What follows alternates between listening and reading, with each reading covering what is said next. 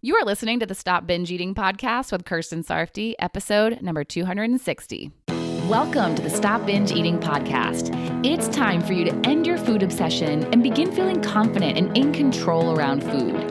You are absolutely capable of eliminating binge eating from your life, and I'm going to show you how by giving you simple tools and insights that you can apply in your own life. I'm your host, Kirsten Sarfty. Now let's get to it.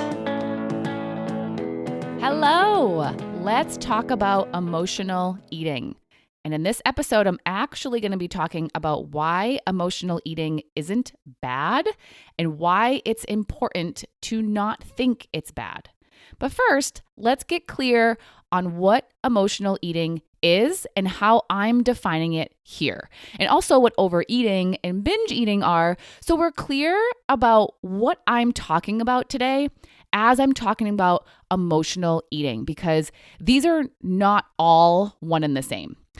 Now, how I'm defining these might be different or the same as how you've heard them defined before, but so you and I are on the same page in this episode here is my take on it all.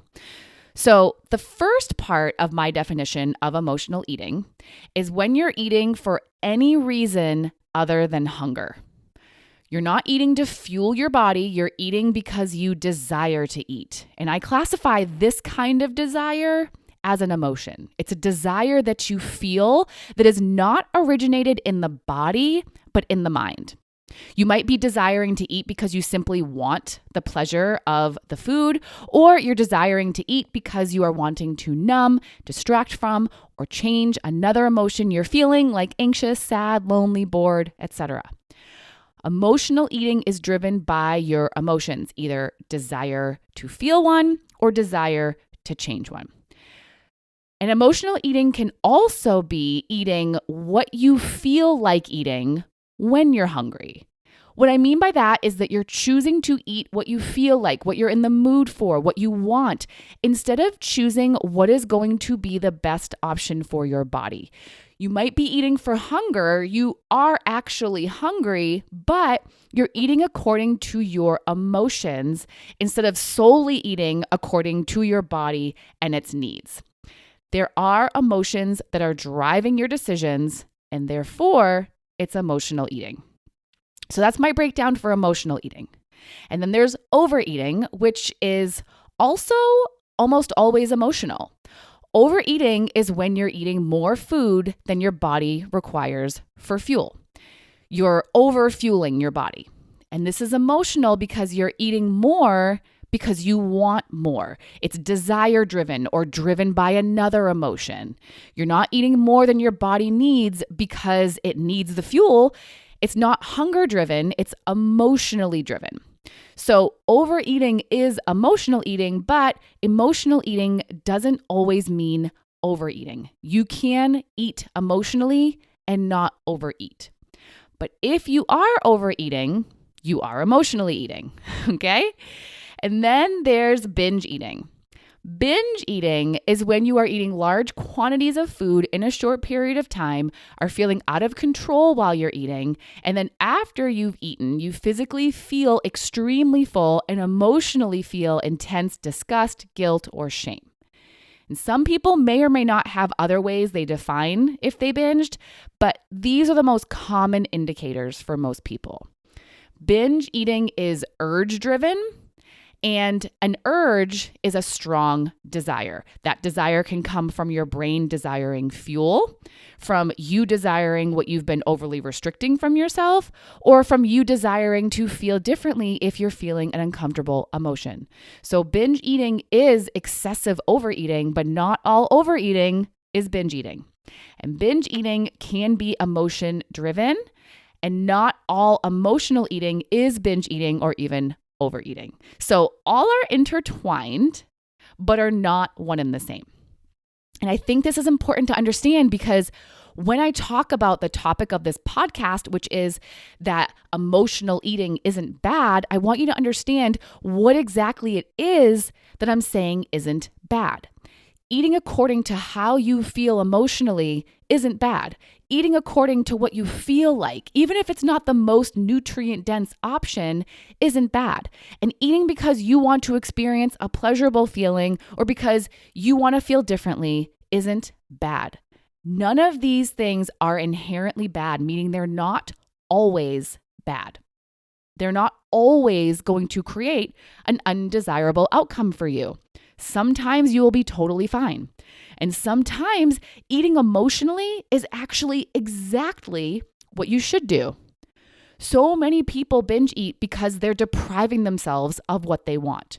Emotionally, they want a certain food, but they're not allowing themselves to have it because they think it's bad or too unhealthy, or it will cause them to binge. And after not giving themselves what they want for too long, their desire builds into an urge and they eventually excessively eat what they haven't been allowing themselves. Had they just eaten what they wanted, what they felt like, what they were in the mood for, that wouldn't have happened. So in that case, emotional eating isn't a bad thing. It's actually a good thing to do in order to prevent a binge in the future. Also, what if other people are all eating cake at a birthday party or are going out for ice cream? They're not eating for fuel. It's just for pleasure. They just want it. They're emotionally eating. Is that bad? Not if it's what they want and if it's not going to have any negative outcomes for them. Most people I know want to engage in eating activities like this. They want to be able to eat something for fun. They want to eat a piece or two of their favorite candy. And if they're thinking this is bad because they're not hungry and they should only eat food as fuel and food that is nutrient dense and only when they're hungry, then they're going to feel guilty for eating it. And feeling guilty for what you're choosing to eat is a common overeating and binge eating trigger.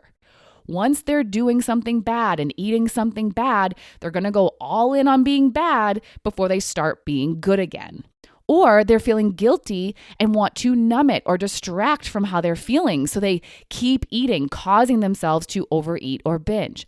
And you know what? If you're feeling bored or feeling down and you want to eat some ice cream to entertain yourself or to feel better, and you're able to eat it without overeating or binging, so you're stopping before you notice any negative physical effects, then you go for it. It doesn't have to be considered bad. It can be fine. We don't have to demonize emotional eating. Is it something we want to do exclusively or all the time? No, but you still don't have to say it's bad. You don't have to make yourself feel bad about doing it. People emotionally eat all the time without making it mean anything bad about themselves or about what they're doing. And you don't have to either. For most people, when we look at what emotional eating actually is, as I defined it a few minutes ago, they don't want to never do it. For most people, it's just not realistic. They want to eat that birthday cake or go out for ice cream or eat a piece of their favorite specialty candy when they're out and about and are nearby where they sell it, or want to eat for entertainment or as something fun to do. They don't want to only see food as fuel. They want to be able to eat joy foods and eat emotionally sometimes. It's normal and it's okay. It's also part of having a good relationship with food, because a good relationship with food includes allowing yourself to eat what you want when you want. Now, that doesn't mean you're going to go ballistic and eat everything and anything that comes into your mind, because that's not what you really want. It means you're taking both what you want and how your body will respond into account when deciding what you truly want. You don't want to eat anything and everything because you would feel like garbage if you did. When you consider the outcome of doing that, you realize it's not what you really want. So when you're allowing yourself to eat what you want when you want, you're telling yourself the whole story of eating it. What will happen as you eat it, right after you eat it, and soon after eating it. What most people want to happen is that they eat something, enjoy the crap out of it, and still feel good afterward. And if that's you, then that's what it means to eat what you want when you want. And sometimes what you'll want is to eat according to your emotions. And if you're not going to have any negative physical effects afterward, then why not eat it? So I hope you can see that not only is emotional eating not inherently bad, but it can also be helpful for you to allow yourself to eat emotionally. Allow yourself to have what you want while still having regard for your body. It will help you to stop binge eating, to decrease your overeating, and become more of the eater that you truly want to be. All right, that's all for today, and I will talk to you next time. Bye-bye. Thank you for listening to the Stop Binge Eating podcast. If you like what you heard today and you want more, go to coachkir.com/free. That's COACHKIR.com/free to get some awesome free stuff to help you stop binge eating.